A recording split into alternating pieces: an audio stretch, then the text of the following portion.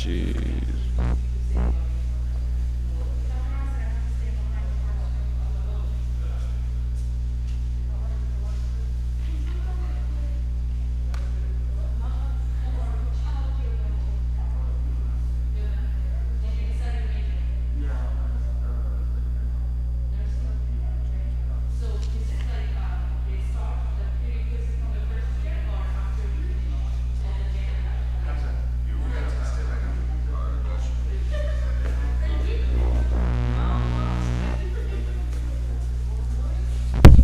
Testing. 1, 2, 3, 4, 5, 6, 7. 1, 2, 3, 4. Dang, that's actually pretty. 5, 6, 7, 8, 9, 10, 11, 12, 13, 14, 15. Oh, that's about it. 16, 17, 18, 19, 20, 21, 22, 23, 24, 25, 26, 27, 28, 29, 30, 31.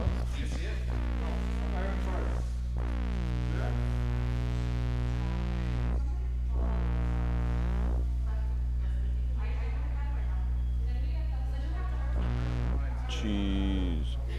See, Mr. Clark not even wearing the mask. Get on his case.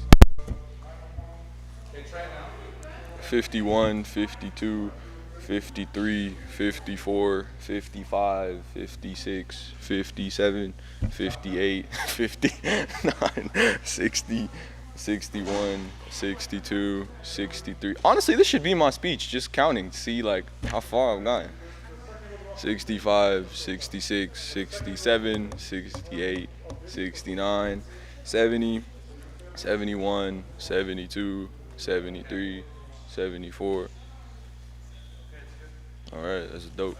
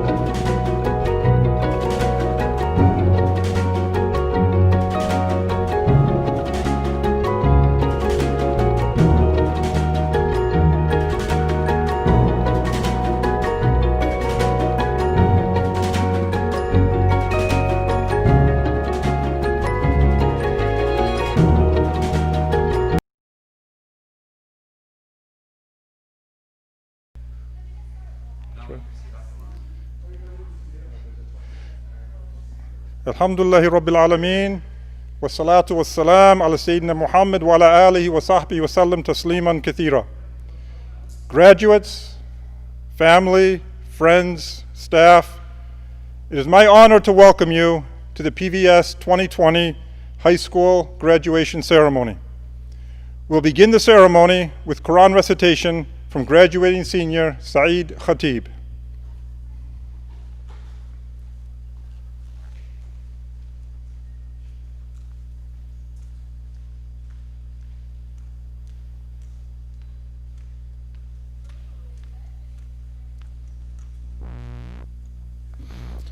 أعوذ بالله من الشيطان الرجيم بسم الله الرحمن الرحيم الحمد لله رب العالمين الرحمن الرحيم مالك يوم الدين إياك نعبد وإياك نستعين اهدنا الصراط المستقيم صراط الذين أنعمت عليهم غير المغضوب عليهم ولا الضالين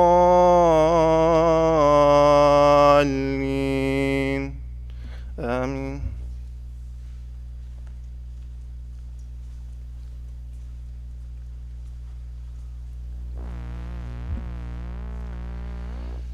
Today is a day that we come together to celebrate the enormous accomplishments of our graduating seniors.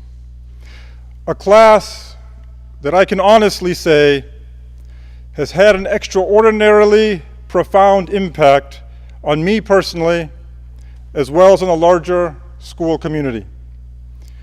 We have never had a class that was so intensely involved in the life of the school, with some of you actually teaching classes on your own or assisting other teachers on a regular basis. Many of you helping run our after-school programs and other activities after school, and others volunteering in numerous other ways that had a deep and meaningful impact on the school community.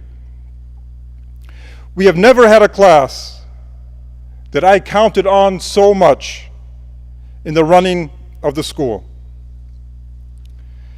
And we have never had a class that played such an instrumental role in the success of the overall school community. Your class will be sorely missed by me as well as by the rest of the student body. While this is and should be a day of immense joy for all of you, as you transition from one important phase of your lives into another very important phase. It is also a day that comes at a very difficult moment, when we are all suffering once again from the pain of racial injustice, and when a global pandemic has upended our lives and prevented us from holding a more traditional ceremony. However, the extraordinary resilience that you have shown in completing your studies under these circumstances gives me hope that as you go on to college and your future lives, you will be in the forefront of bringing about the kind of change that our country so desperately needs.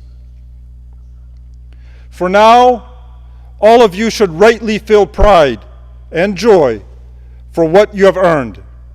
And I can certainly say on behalf of the faculty and staff of Pleasant View School that we are immensely proud of you and your accomplishments. It is now my honor and pleasure to introduce our class co-salutatorians, Hamza As-Saadi and Saeed Khatib, both of whom will give a student address.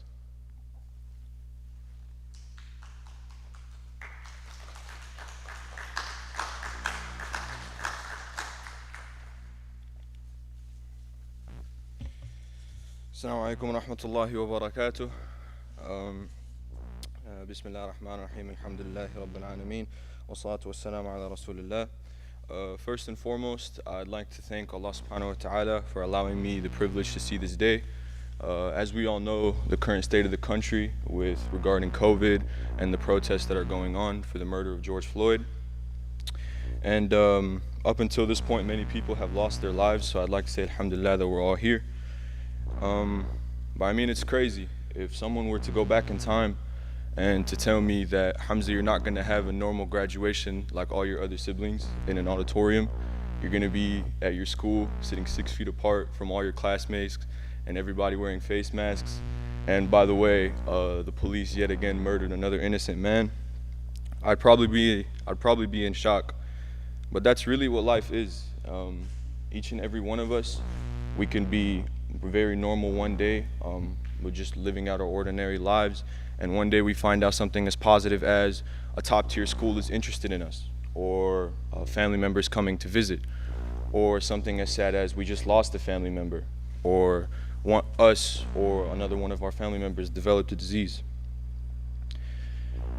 This is just something that we'll have to accept about life, and that it can flip at any moment. And the important thing is, it's not about having a plan B if your plan A doesn't work out. It's about how you're going to react if plan A doesn't work.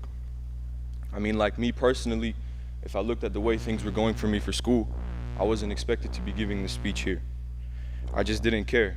Every day in class, throughout middle school, I would just look at the clock and wait for the 3:30 mark to hit so I can go home. But I'm not gonna lie and say I had some crazy dream or like some awakening, or I talked to some old dude and he gave me some like inspirational speech and like I just changed. Because like honestly, even when people ask me, it's like, what changed you? I can't give them a definite answer. But I can right now give you about a good 2 reasons. One of them was because I wanted to try to be one of the top ranks of the class. And for this moment, I'd like us all to give a special applaud to Saeed Khatib, Aya Muhammad, and Summer Hussain. I wanted to be in the same conversation as them. I wanted to be at the top. And you know, to some people it might be a silly reason, but for me, I was just tired of being considered lazy, tired of being someone who's very lackadaisical about their work. So to the 3 of you, thank you for pushing me. The second reason, well, I think like till this day, it'll always be underrated, and I don't think a lot of people really see how important it is I changed the crowd that I hung around. A friend isn't really just someone who we confide in, it's not someone who we goof off with, and it isn't really our study buddy. It's always someone who's gonna push us, someone who's gonna remind us of Allah subhanahu wa ta'ala, someone who's gonna help us on the journey to become our best self. And I also recommend finding a mentor, someone who would help you, someone who is older than you, who's been through life and experienced more than you. But now I'd like to specifically thank some people who've helped me up until this point, alhamdulillah. First and foremost, I'd like to thank the person who I used as a life support machine, the person who carried me in her stomach for 9 months, the person who makes dua for me every night, the person who helped me with my homework and projects, the person who was patient with me, the person who will always want what's best for me, and the person who will always be irreplaceable, my mother. I love you, Mama, and thank you for everything you've done for me up until this point.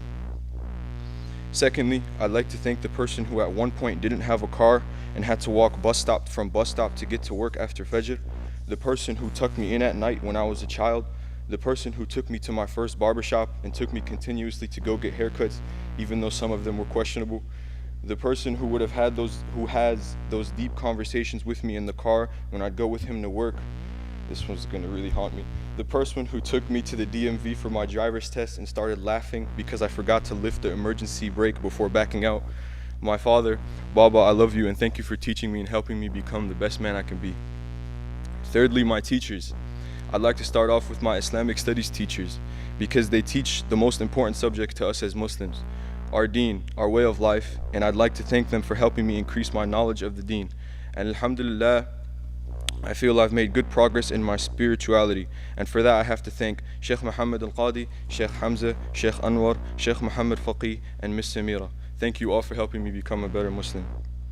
For my teachers, I'd like to start with the person who helped me become an overall better writer and made the college process as smooth as possible. Thank you, Ms. Jennifer, for inspiring me and seeing the best version of me when I couldn't. Brother Risley, thank you for just being you. I really don't know what to pinpoint about Brother Risley. I mean, like, we all just really love Brother Risley. Dr. Farhana, thank you for pushing me and always telling me I could do better. And also thank you for providing me with the most hardest quizzes and exams of my academic career. I feel that if I can handle you, I can handle any teacher. Miss Nasreen, thank you for helping me gain interest in policy making and helping me understand that my voice matters and understanding the importance of civic involvement. Dr. Bayakli, thank you for making me realize that somewhere in the near future I'll invest in a hybrid.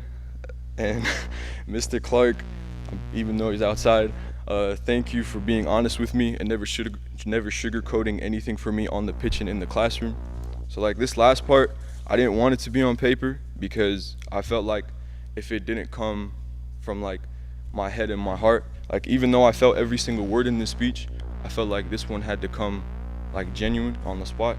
So Dr. Malley, I remember in 6th grade when I used to come to your office and I used to like complain about the school.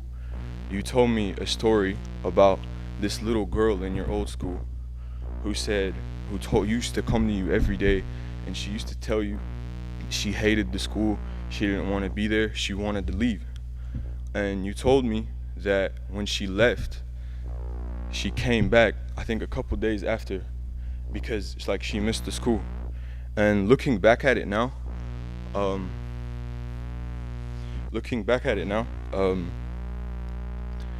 I consider PVS to be like a second home to me, and I'm glad that I stayed.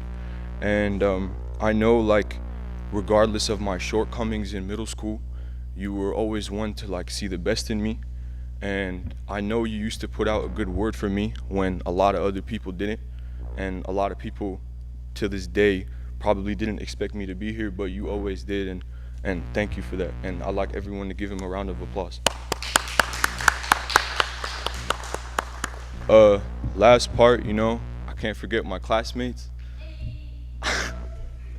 I mean, it's crazy.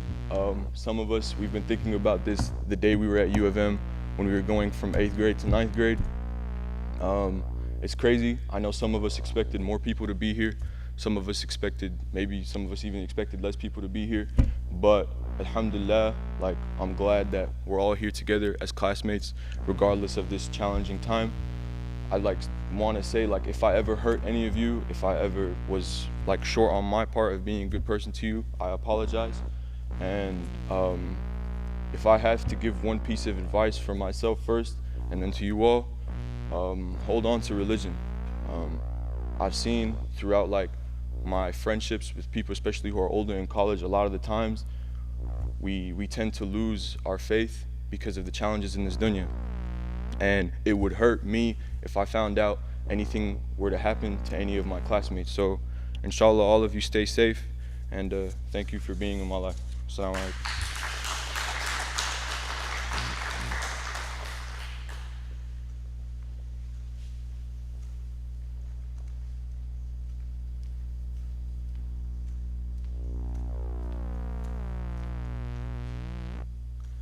Bismillah, alhamdulillah, wa salatu wassalamu ala rasulillah wa ala alihi wa sahbihi wa wala. Assalamu alaikum wa rahmatullahi wa barakatuh. I have a story I want to tell everyone. There was this man who used to live in Syria. He used to live in Damascus. And he worked as a gravedigger, right? And he worked in one of the biggest graves in the area, right? This was a grave known that many people who would come here, many people who were died and buried in this grave were very pious, were scholars, were of the most knowledgeable of people, right? Those you'd expect to make it to the highest levels of Jannah. May Allah make us of those people. Right? And this man, he used to dig the graves, and one day an elderly woman had come to him and told him to dig a grave and prepare for a funeral the following day. And so he did. He dug the grave and he let it out. The next day she came with a group of men, only enough to carry the body. They came, they laid him to rest, and the woman was the last one to leave the grave site. And the man, the gravedigger, he was looking down, and something peculiar happened. As the woman was walking away, two men wearing all white on white horses had come, and it appeared as though they had grabbed the body and went away with him. And so the man, he couldn't believe what he was saying, right? And he fainted. As he fainted, eventually he came back, and he couldn't believe what he had saw. Of course, he thought it was just some sort of illusion. It was his mind playing tricks on him or something. And at that point, a few months later, he had forgotten about it. He'd left it behind, something that happened. And the woman had come again and asked him to prepare another grave. And so he did. And the following day, she had come with only enough men to carry the body. They had set him in the grave, and the woman was the last one to walk away. And so the man, the gravedigger, he stayed there until the same thing had happened. Two men wearing all white on white horses had come, and it appeared as though they had picked up the body and went away. This time, the man did not faint. He was there, he was very conscious, and he knew what he saw was real. And of course, both times that he saw the graves, it was as if they would widen and would become gardens. And to him, he wouldn't understand what is happening. And so he chased this woman down. He chased her down before she had went away, and he could never see her again. And he asked her, "Who are you?" At that point, she had turned around, and she looked at him, and she told him, "Leave me be. You don't know what I've been through." And so he asked her, "Who are you, and who are these people that you have brought?" And she responded, these were my sons. The first person that she brought was her younger son. The second person that she brought was her older son. And so he described to her what he saw. He described the two people who would come and grab their bodies away, or so it would seem. At that point, he realized they were not normal people. There's only one explanation for it. They must have been angels. And so he talks to this woman, and he asks her, what did they do in this world to deserve such a beautiful treatment from their Lord? To have their graves widen and become a part of paradise, a garden of paradise. And so she began to explain to him, the first son that she had brought, her younger son, he had spent his life searching for knowledge for the sake of Allah. He went out and he sought knowledge, all to become closer to the one who had created us. And the second son, the elder son of hers that she had just brought, he had worked hard with his hands every day to support his brother in his pursuit of knowledge. Both of them had done all they could in this world for the sake of Allah to get closer to Him. One of the biggest things we could take from this, these men, they were in the pursuit of knowledge. And what they did with that knowledge, they put it to use for the sake of Allah. And so this man, this gravedigger, he eventually went to the mosque, he went to the imam, and he told him, I want to live my life in pursuit of knowledge. And this gravedigger was not a young man. He was well in his 40s. It was as if he was too late to have studied anything. And so the imam asked him, why is it now that you have come in pursuit of knowledge? And so the gravedigger explained to the imam what he had saw, what he had seen. And he realized there is no better path to take than that of the pursuit of knowledge for the sake of Allah. And this man, the gravedigger, he went on to live a long life. And he would study and study. And he became one of the biggest scholars of the area. And not only that, he had a long line of descendants who would become great scholars from Damascus. And this man, he would have such a high honor in the eyes of Allah Azza wa Jal. This is a story as we move on forward that we have to keep in mind. There's going to be times in which we're not sure what we want to do. We're not sure what's to come up ahead. The only thing that would matter at that point is to sit down and ponder. What is the best thing I could do for my deen? What is the best thing I can do for my akhirah? What can I do that will get me closer to the one who had created me? And subhanAllah, at that point, we realize Allah Azza wa Jal, He can grant us anything we want. If we are in pursuit of something specific in this dunya, we will achieve it. However, if we want to seek something greater than what we can already see here, if we want to make it to a place where our minds cannot even fathom what it is, we have to do our best to get closer to the one who created us. I'm not saying we can't study things outside of Islam. No, actually it's recommended that we do our best in whatever we do, whether it be studying medicine or studying to become a lawyer, engineer, all the typical things that Arab parents want you to become. Now these things, you could do them, but the most important thing is that you do them for the sake of Allah. This is a pursuit of knowledge, but how we use that knowledge, how we use that what we are given, should always be for one purpose. If we do this just to get a degree, just to have a title, just so that we could say we are better than each other, that doesn't put us any closer to our Lord. It just brings us down. There's a purpose to our life, and that purpose is to worship the one who created us. And that should come first before anything else. Inshallah, we keep this in mind as we progress through our lives. Alhamdulillah, we've been given a blessing that not many people have an opportunity to receive. We have been given the ability to build a foundation in Islam. We come to a school, a Muslim school, dedicated towards teaching us how to become better Muslims, how to build that foundation so that later on in life it's not crumbled down by any ideologies or anything that we may face, any troubles that we may find along the way. Alhamdulillah, this is a blessing that we should all recognize we have been given, that we should all try our best to remember, and inshallah, in the end, we will get closer to the one who had created us, and indeed we'll be able to see Him come the day that we meet Him. May Allah make us of those who make it to the highest level of Jannah. Ameen.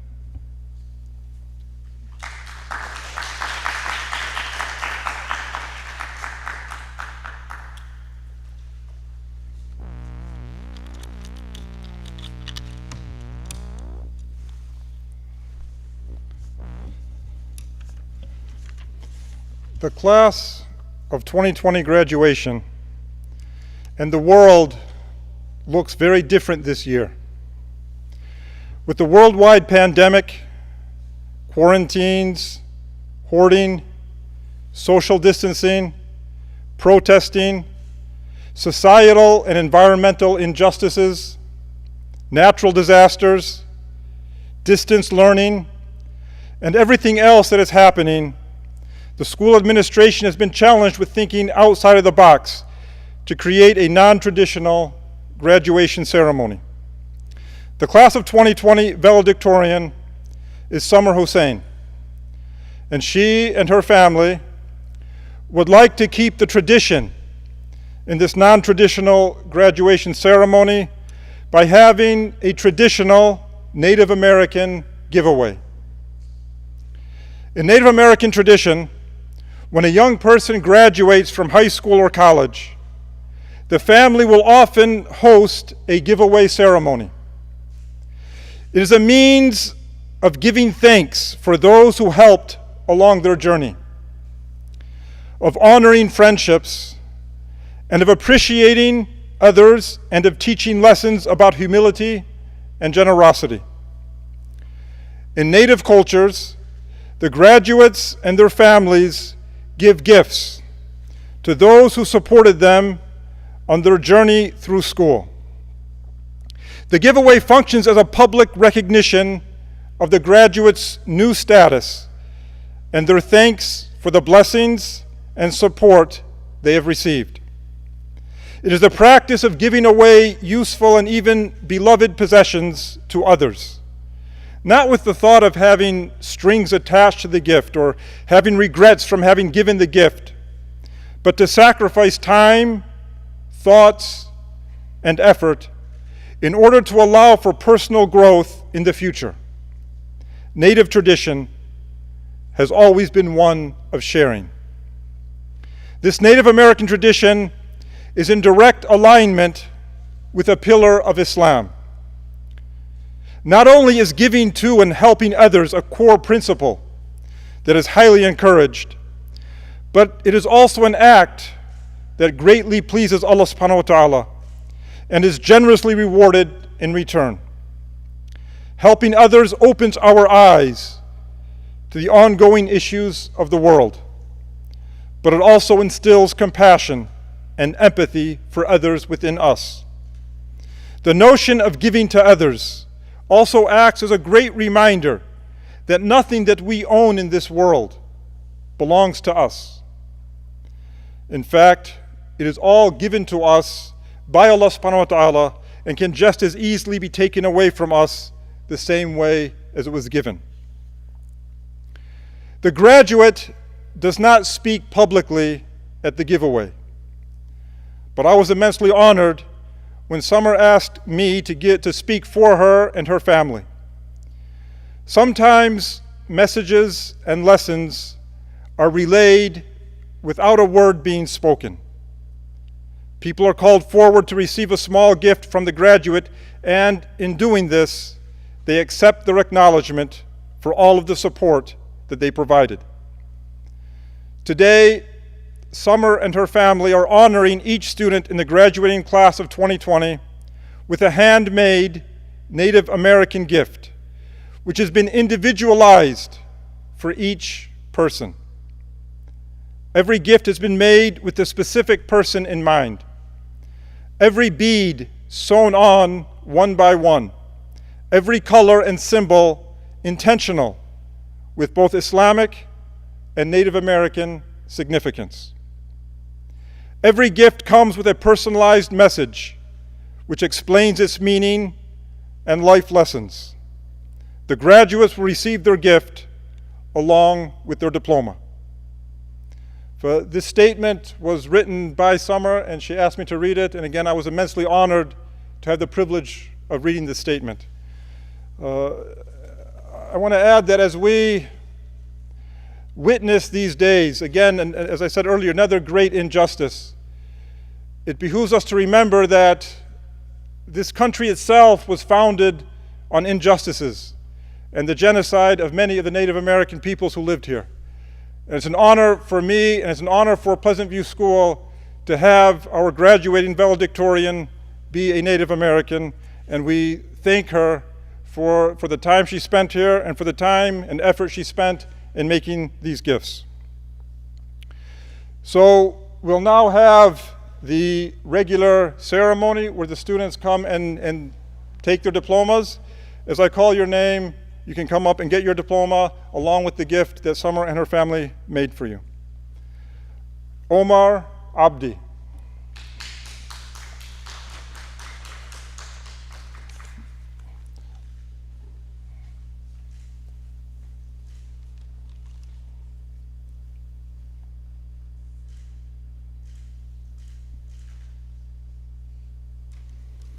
Shema Abdu.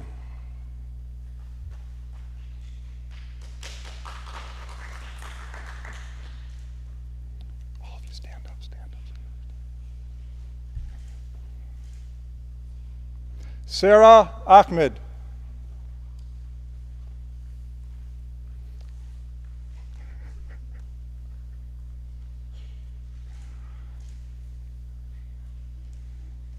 Dawood El-Khabsh.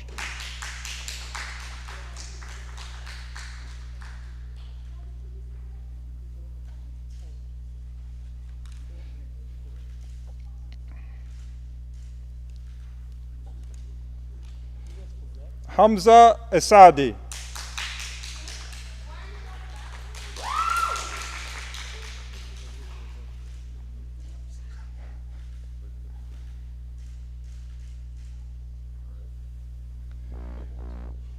Iman Arafat.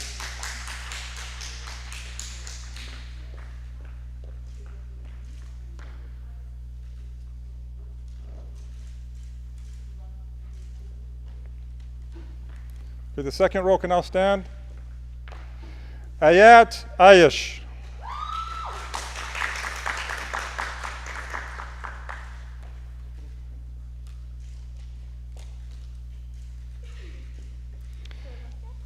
Narmeen Ad-Dahan.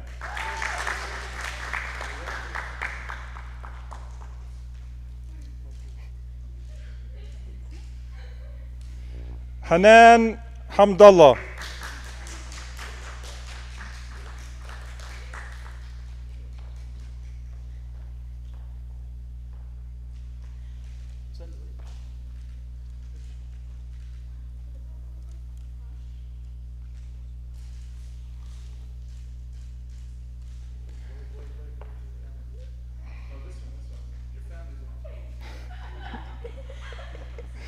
Summer Hussein.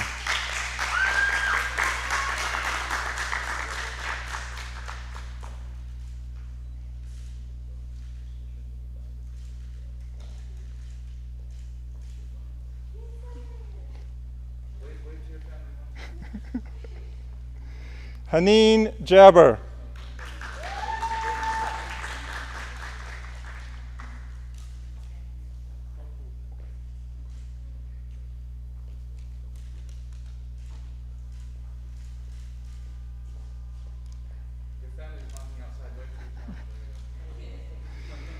Zaina Jwayhan.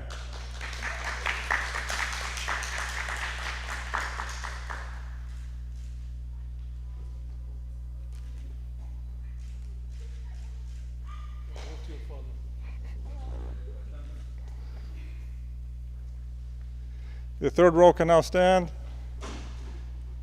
Saeed Khatib.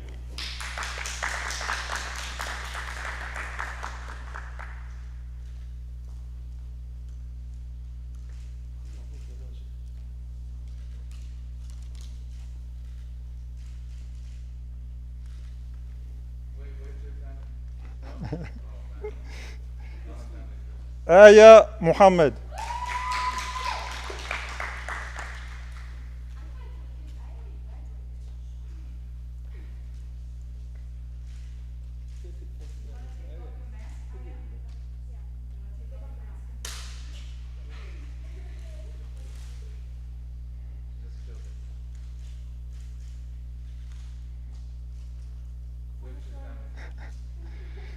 Farah Salam.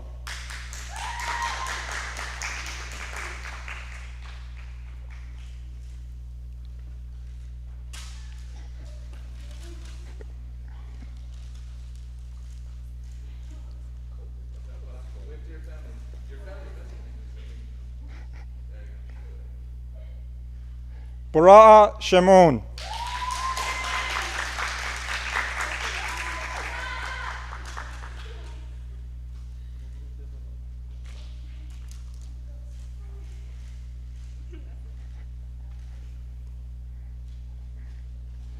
Marifa Siddiqui.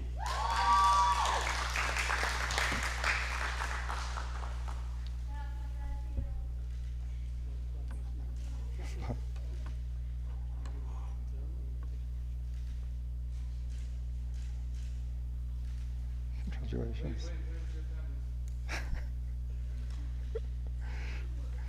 Ayat Ziyada.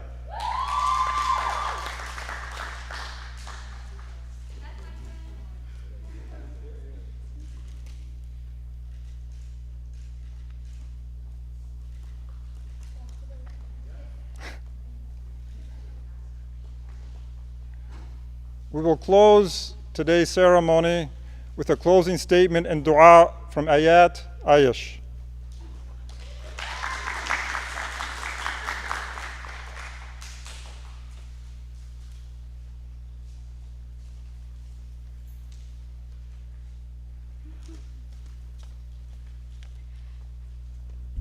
Do I talk in here? Oh. It's not even working. Oh, okay. Okay, I get it. Okay. Bismillah. Assalamu alaikum wa rahmatullahi wa barakatuh. Before I start the dua, I just wanted to say a few things. When I was thinking about graduation, I realized that for most of us here, our first graduation as a PBS student, which was in kindergarten, was in this gym, and our final graduation as a PBS student is also here in this gym. I think it's crazy how time flew by so fast, how I still have memories of kindergarten graduation as if it was yesterday. And now fast forward to 13 years later, we are here gathered again to part our ways. SubhanAllah. And I'll miss spending my days.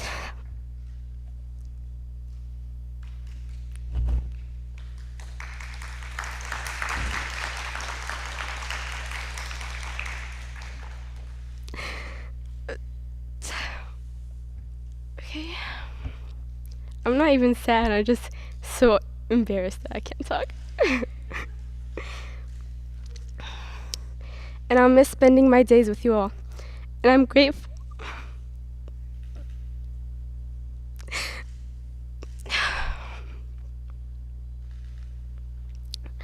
I'm grateful to have made friends that constantly remind me of Allah and who helped me become a better Muslim.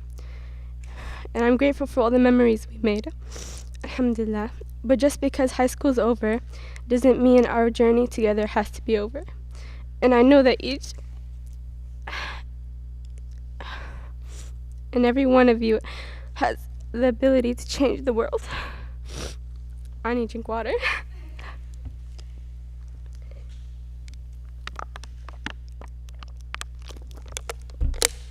Don't look at me. Okay. I know that each and every one of you has the ability to change the world. Each and every one of you can have a huge positive impact on the world. And I know that each and every one of you are so talented that there's no way you guys cannot change the world.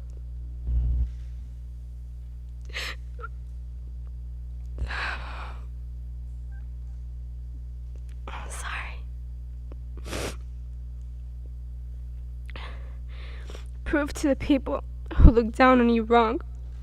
Show them what you are capable of. Show them that there is so much more to you than the insignificance they see in you. Show them, but in a humble way for the sake of Allah. I need a tissue, guys. I'm sorry. I came prepared. And I know and I believe in each and every one of you. When I look at each and every one of you, I see big things. And I know that you all will do big things. So do not let me down when I say this. Do not let me down when I say this. And I have advice for us all. Remember, you are in this world because of Allah, because He put you here to worship Him and only Him. So do not forget that. Make sure everything you do is for His sake and no one else's. Whenever you feel stuck or lost, or you feel alone and hopeless, just remember that you are not alone, and Allah is always there for you. The happiness you feel slipping away from you might be the disconnection you have in your relationship with Allah. I promise you, wallahi, just listen to me. Whenever you do things for Allah's sake, whenever you stop something bad for Allah's sake, anything that is for Allah's sake, you'll feel so much happier. You'll feel so much happier. It will make you feel more calm and more at ease. It will make you regret less and be more happy in life. I stand by this promise, and I hope that you all will too, inshallah. And remember, whenever you are in a difficult situation, you feel like you don't know what to do, you feel hopeless, remember that Allah said in the Quran, with every difficulty there is relief. Surely, with every difficulty there is relief. Allah promises, He promises us that every difficulty we go through, He will give us ease. So be patient with Him and rely on Him. And today we are gathered here by Allah's will, for Allah's sake, and we will continue our journey by His will and for His sake. So of course we should end this chapter of our story, and begin the new chapter with a dua. Sorry for all the crying, y'all. Bismillah wa salatu wa salam ala Rasulullah. Ya Allah, forgive us for all our shortcomings. Ya Allah, allow us to remember and praise you at all times, during the good times and the difficult times. Ya Allah, you are the best of planners, to make the college we go to be the best for us, and help us major in something that is best for us. Ya Allah, keep us humble in everything we do and everything we say. Ya Allah, let us learn and study for your sake. Ya Allah, do not let college be stressful for us. Keep us patient in everything. Ya Allah, make our path to success easy.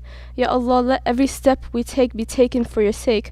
Ya Allah, let us have a positive impact on the world. Let us change the world in a good way for your sake. Ya Allah, let people see our Islam through our actions, and the way we walk, and the way we talk, and let that be an inspiration for people to learn more about Islam and become Muslim.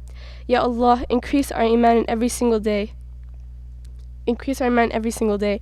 Ya Allah, protect us from any fitna in college.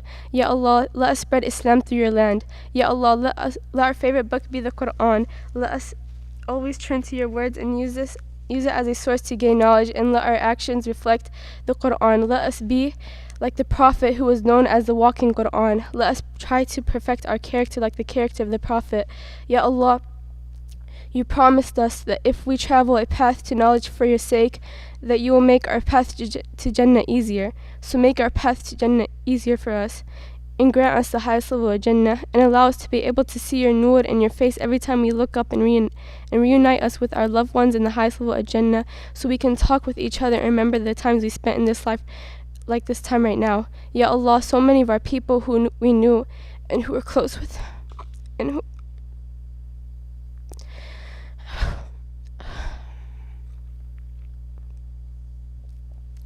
one second.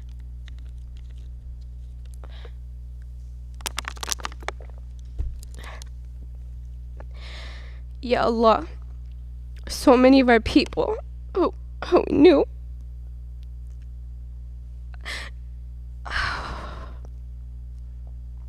who we were close with passed away this school year,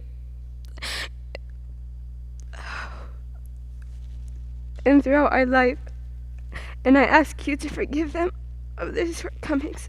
Give them ease in their grave. Shade them from the scorching hot sun on the day of judgment. Ease their judgment. Grant them the highest level of Jannah. Allow us to reunite with them and talk with them. Ya Allah, your mercy is so much greater than your punishment.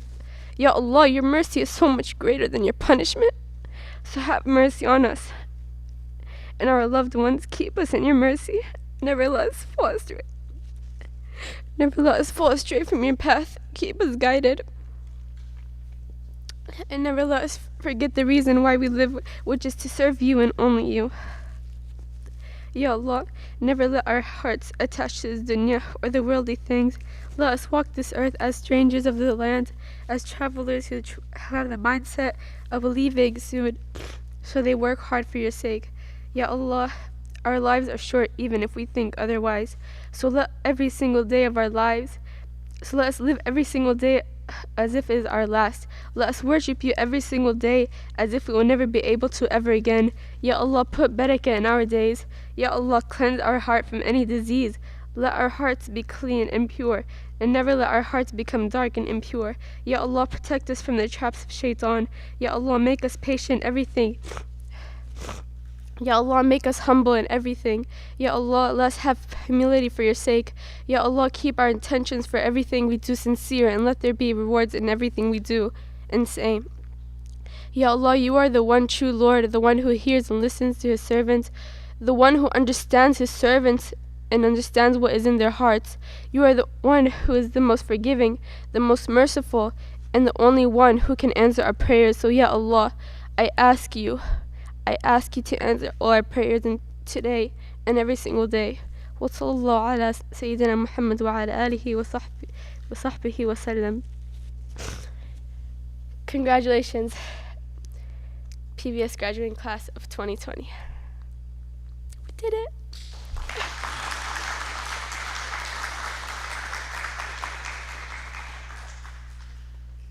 Inshallah, jazakallah khair. A very beautiful dua.